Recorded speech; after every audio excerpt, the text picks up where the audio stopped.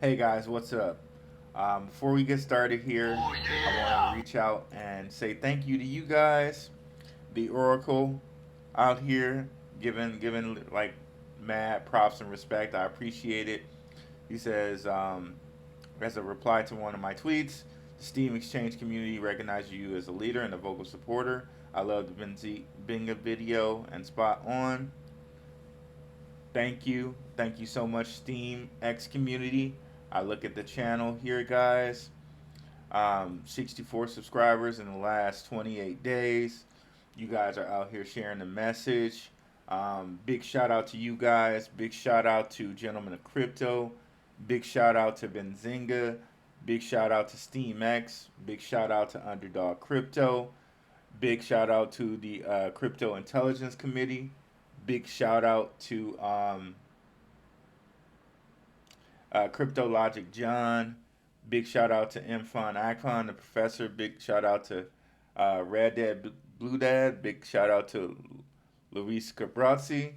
Um, Big shout out to all you guys. Thank you guys so much for growing the channel, spreading the word, and seeing what we're doing here. And thank you for appreciating the work, guys. I really, really appreciate it. Now, before we get started, you know what's gonna happen. And shout out, of course, to Indigo Saint. So, before we get started, cue Indigo Saint. Let's get it. Indigo Saint in the building. Blackrue Investing. Let's go. Who's this producer? Best believe I was Blackrue Investing. With your money, you ain't gotta be guessing. Profits is what we manifesting. So we binge on that Blackrue Investing. Best believe I was Blackrue Investing. Got course in this race, we ain't resting. We got stocks, we got crypto with a blessing. So thank God for that Blackrue Investing. Best believe I was Blackrue Investing. And hey guys, yeah, before we get started, I realized I called him by his Twitter handle. I need to call him by his Twitter name. Shout out to Fly Vito. All right. Um, there's so many people I could shout out. Strictly Three Sports, um, Vir- Virgo, that El Unico, um, Scott. There's so many people. Two Scotts actually. The Riviera Group and Scott Lish. There's so many people I can shout out. I could spend so like the whole day here.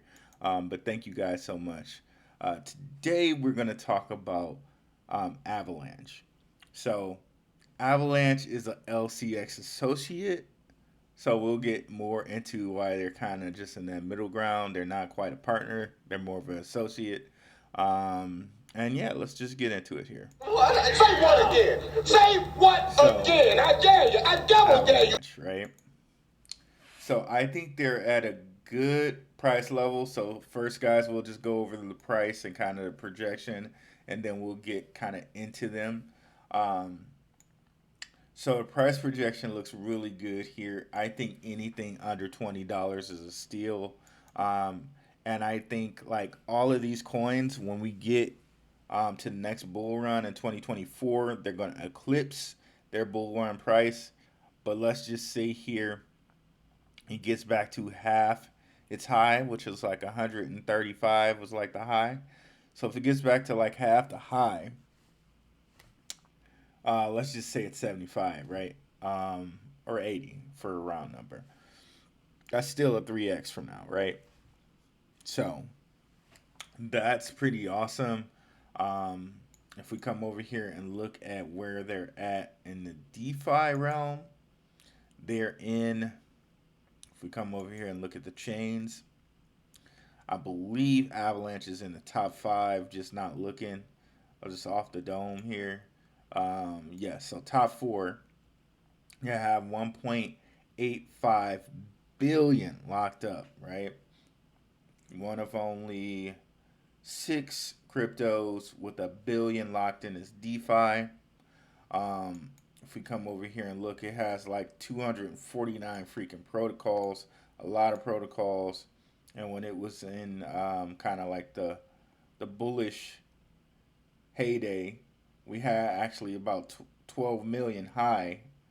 I know that flickered at 12 at one point. So yeah, it was as high as 12.21 billion locked. So it's down to what, like a sixth of that value, and there's just so many dexes and yield aggregators and derivatives, so many different companies. We'll just call out a few: Synapse, Radio Shack, which I believe has turned itself into a DEX, um, Ave, Trader Joe, Binqui, um, Curve, Yeti Finance, Panagoin, Panagoin. I'm not sure how you say that. And Stargate, I'll have to check them out too. That's a new one on me. Platypus, so many here. But now, if we just get into the kind of the practical of what's going on, we look at their subnets, right? And the subnets are a pretty cool idea. It's similar to what Polkadot has with its substrate. It's similar to what OneCoin, which you guys know I love. I thought I have them up here. Yeah. So similar to Constellation and its layer zero technology or typograph slash state channel technology. If we come over here and take a look at this right quick, introducing the Hypercube, where anyone can engage with our client and create their own business built on the blockchain with the introduction of Constellation L_0 standard, a state channel slash microservices framework. So with that framework, anyone, like they just said, can build their blockchain. So it's like you're building on a layer zero and you become your own layer one, similar to an Ethereum, right? So it's like, and you can interact now with any other layer one on the Constellation network, as well as conceivably, theoretically, Ethereum or any other layer one. So essentially, when you're built on this layer zero standard, you become a layer one, and now you're even more kind of multi-platform, if that makes any sense, as opposed to just trying to be a side chain of Ethereum, where the only thing you may be able to communicate is with Ethereum. Now you're built on a layer zero, and you become your own layer one, and conceivably, theoretically, you can communicate with everything else, right? So this same standard applies to Avalanche's subnets, and who they have on their website is using their subnets right now are Krabata and DeFi Kingdoms. DeFi Kingdoms, if you guys are not aware, it was a huge, like GameFi, DeFi for Harmony 1.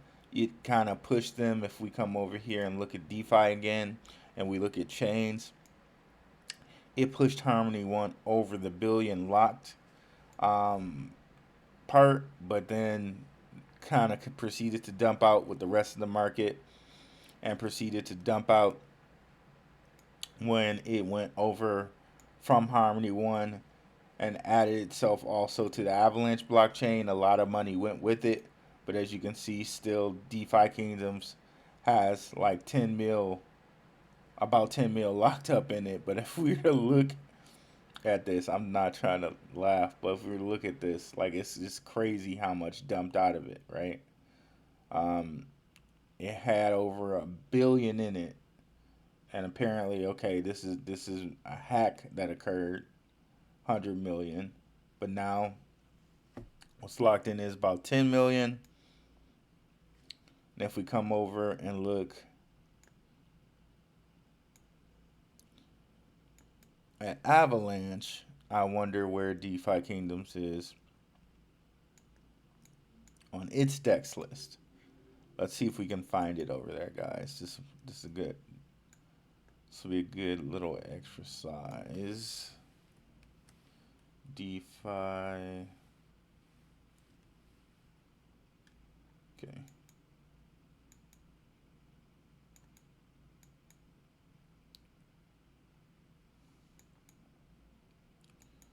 Okay, it doesn't seem to have them listed.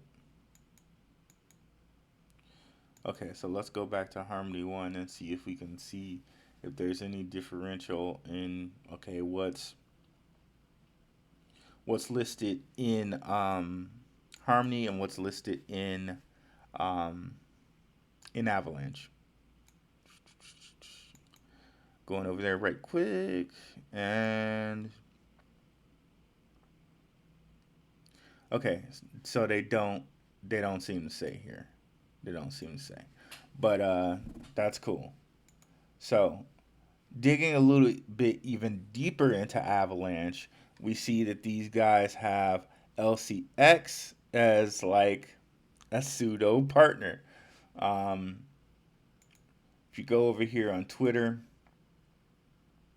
Monty Metzger, the CEO of LCX, is talking with an Avalanche guy here, John Nahas, I believe is how you say that, Vice President of Business Development at Ava Labs official. He doesn't really say much here, or I will let us listen to it. He also doesn't say really much here. He just says kind of how they started or whatever. You can guys can definitely check this out if you want to on Twitter. Just search Ava Labs and LCX here. So it's not kind of clear where their relationship is, because if we look at the most recent LCX AMA, LCX did list AVAX on their blockchain. Well, let's just go through this little interaction. We announced listing of AVAX at LCX Exchange. He lists the trading pairs, and then they say for a few months we have been in close contact with Ava Labs team for the integration at LCX platform. We are now supporting Avalanche across our whole back end and have set up key infrastructure for it. That's very nice, the community host says. Interesting. And then Monty says, for now, I can only tell you to be a little more patient, or just be more patient, but we have some great ideas on what extra benefits for Avalanche community and for LCX as a whole. Stay tuned.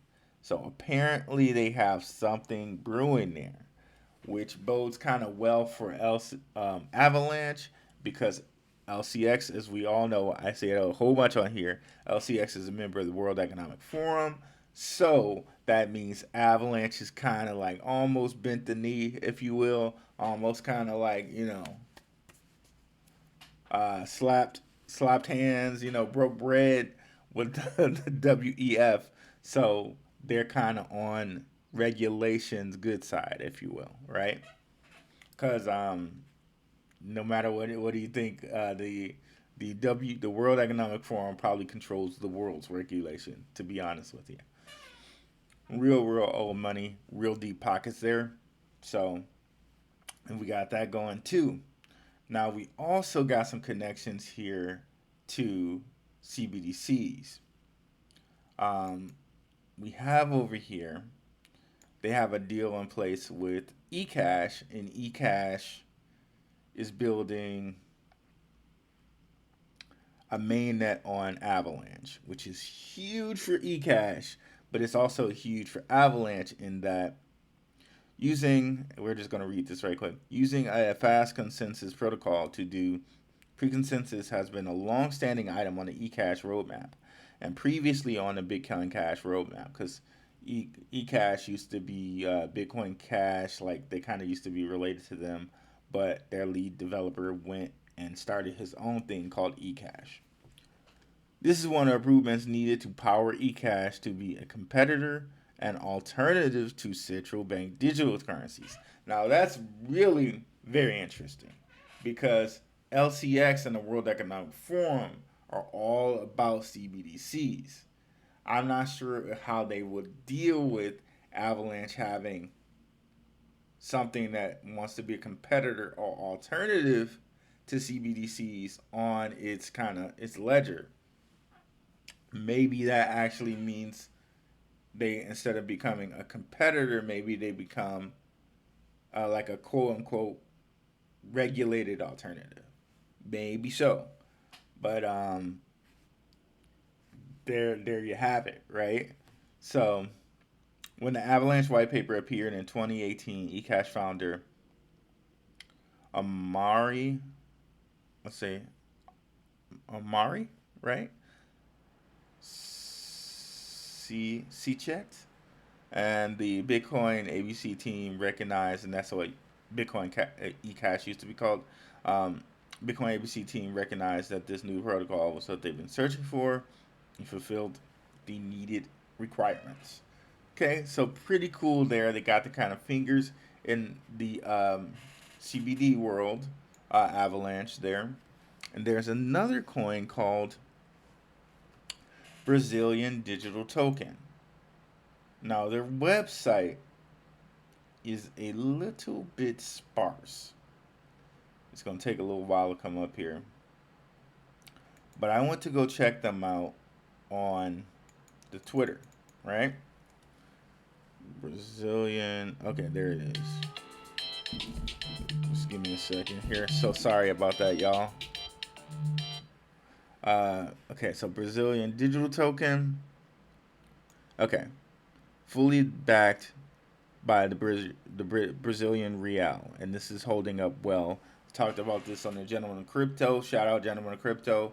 A listener brought this up to me and brought it to my attention, and when we came and did a little research, we noticed AVAScan, the AVAX Explorer, says the first Brazilian stablecoin was launched.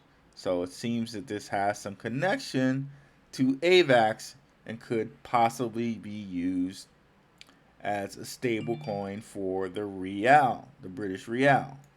So pretty interesting. Now we already know, if you guys check out some of my previous videos, I just did a video on, let's see here, where is it? On Ripple. Ripple just did a deal with the Brazilian central bank to do like some instant remittance payments with the TravelX Bank. If I could just bring that up right quick. So it's unclear how this BRZ will kind of interact with the XRP, which is already kind of central bank approved right here. If we come over here and look at this. Let's come up right quick. It's moving kind of slowly. Wow, it's going. It's going slow. All right.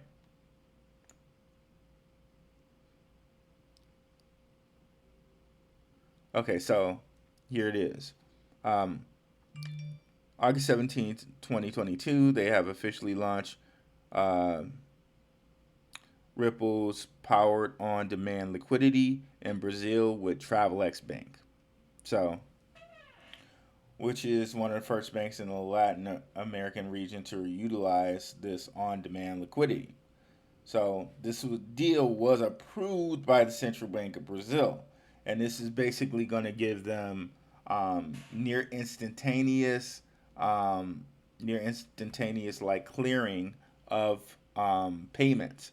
So it's going to get into like remittance payments, which is a $780 million deal, like $780 billion market for Brazil. Check out my video. This is not the article I went over in the video. The article in the video is much better. This one's just really short. So definitely check out that video. So I'm not so sure how Avalanche is working with these guys who have a stable coin that's kind of pegged to the real, and this project has been in existence for about like 2 years, and like I just said, they have some relation here to Avalanche. So that's kind of two fronts where we see Avalanche kind of dealing with companies that are in the CBDC realm. And we also see them kind of in league with LCX, who is in league with tons and tons of CBDC people. I'm going to have a video out about that, so very much stay tuned. They're in league with Hedera. They're in league with Ripple, because Ripple's now a member of the World Economic Forum, but that goes a little bit outside the scope of this video. So let me know what you guys think about Avalanche. We hit you with a lot of hot facts there. But the biggest thing is I think any deal that we can get under 20 with Avalanche is going to be pretty good, so that when we slide into the next bull market in 2024, we're going to be sitting pretty. Yeah, let me know, guys. Let me know what you think about Avalanche. What do you think about them and kind of their relation with these companies with the CBDC? What do you think about AVAX and LCX? Will the relationship get bigger there? Will Avalanche do something with CBDCs? What do you think about their subnet technology? Yeah, and check out some of my previous videos right here. Thank you guys so much for watching. Have a good one. Peace.